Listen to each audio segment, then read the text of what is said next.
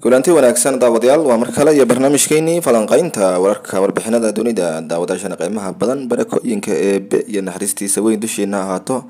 haddii marka horeysana soo booqdo tahay fadlan subscribe iyo like tano taabo mahadsanid tan iyo 6 bishii February muddo 20 casha dagaal baahan ayaa ka socda magaalada Laascaanood ee xarunta gobolka Sool halkaas ay ku banaan baxkaceen dad gaaraya 185 ilaa 200 dad gaaraya dhimashadu ay tarabeel tahay sida warku sheegayaan 300 ay sii cagacageynayso Somaliland ayaa lagu eedeeyay inay dambiye aad waaweyn ka geysatay magaalada Laascaanood ee xarunta gobolka Sool dunida ayaa isha ku haysa golaha ammaanka qaramada midoobay ayaa ka hadlay dhibaatada iyo dambiyada waaweyn ee ka dhici kara magaaladaas halka ay Somaliland ay sheegaysa mar waliba inay xabadda ay joojisay balse ay weerar ku yihiin dad waxay ku sifaysay kooxo argagixiso ku soo duulay Somaliland ayaa u muuqata inay god ay ku sii dhacayso kadib markii weeraro ay ku ekeysay magaaladaas dad shacaban ay ku xasuuqday sida ay wararku sheegayaan dowladda Soomaaliya ayaa la garab naqatay dadka deegaanka ee ku dhaqan magaalada Laascaanood ee xarunta gobolka Sool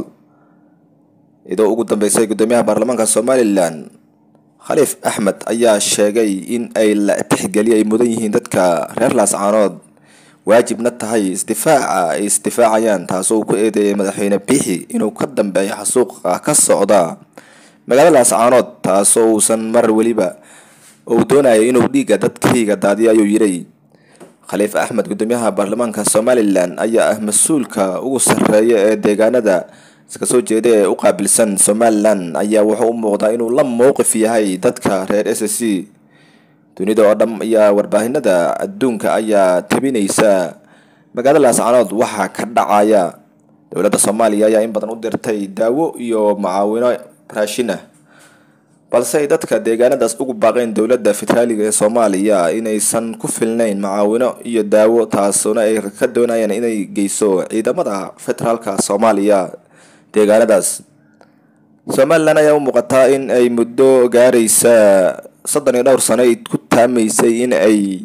ka madax bannaan tahay Soomaaliya balse u muuqata dadka reer SSC amba magaalada Laascaanood iyo gobolka Sanaag meel ka mid ah ku dhaqan ay dareynayaan in ay si ahaato dalweynihii jamhuuriyadda Soomaaliya la oran jiray Soomaaliya ayaa xorriyadda qaaday 1960kii muddo gaaraysa 1991 dowladda dhexe Soomaaliya burburkeedii dalka oo idil ayaa kala tagay taasoo ay ka dhacay sibir loo iyo dagaal qabiil dalka gabi ahaanba baabi'iyay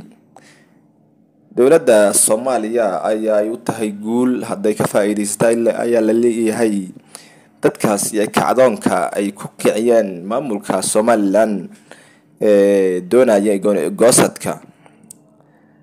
dadka reer Laascaanood magaalada Laascaanood ee nawaaxigeeda ayaa ahayd meel dhibaatooyin baahan loo geystay muddo 20 casha oo dagaalka baahan socday madaafiic iyo hub waaweyn oo sawaariikhana lagu qaraacay magaalada sida ay warku sheegayaan Somaliland ayaa guul darro ay ka soo wajahday shalay mar ay dagaal baahan ay ku soo qaaday magaalada halkaas oo ninka uu qaabilsan militariga Somaliland deegaanadaas heebahaana ka soo jeeda Baasha Dhulbaante Mahad Cabaashi lagu qasbay inuu ka carro gawaari badan oo teelay xarun amba saldhig oo ku lahay magaalada Laascaanood ee xarunta gobolka Sool halkaas oo qasab ku noqotay inuu ka carro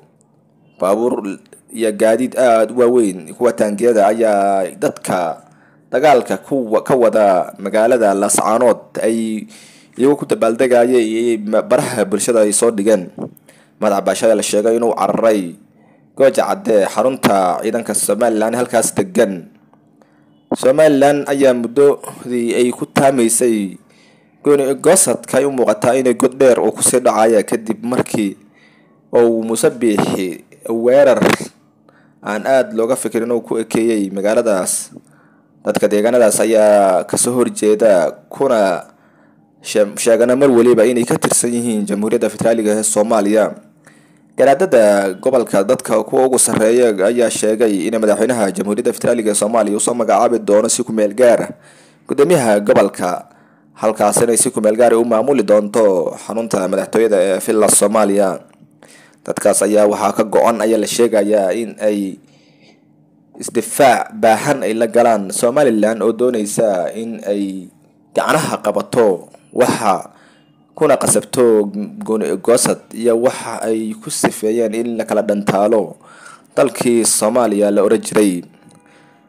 madaxweyne Biixi ayaa dadka siyaasiyiinta beeshiisa ku eedeynaya inuu dalkii u baabi'iyay 5 sano oo joogay,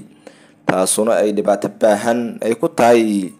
Somaliland siday hadalka u dhigeen. Muuse Biixi ayaa muddo 5 sano iyo bilooyin jooga xafiiska Somaliland ayaa ka dhacday dhibaato aad u badan ay kala qaybinta bulshada siday ku eedeynayaan siyaasiyiin oo kamid ah Faysal Cali Waraabe. Faysal Cali Waraabe hadlaayay ayaa sheegay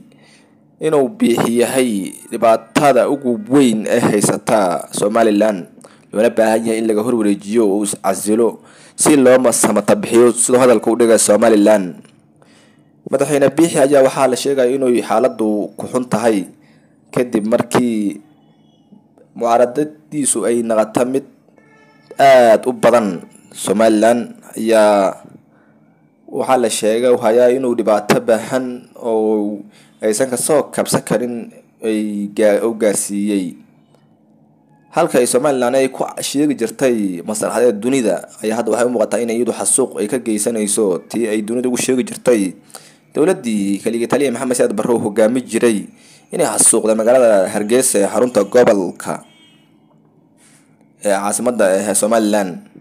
taasoo ay hadda dunida ay soo xirantay been abuurkii iyo waxay sheegi jireen ay iyadu 2023 ay xasuuqayaan magaalada Laascaanood ee xarunta gobolka Sool. ay dadka deegaankaas ay ayahooda uga tashanayaan sidii ay uga hoos bixi lahaayeen nidaamka uu hogaaminayo madaxweynaha Somaliland Muuse Biixi Cabdi. daawadayaasha qiimaha badan warkayna intaas ayaan kusoo gabagabaynaynaa. amaana Allah daawadayaal.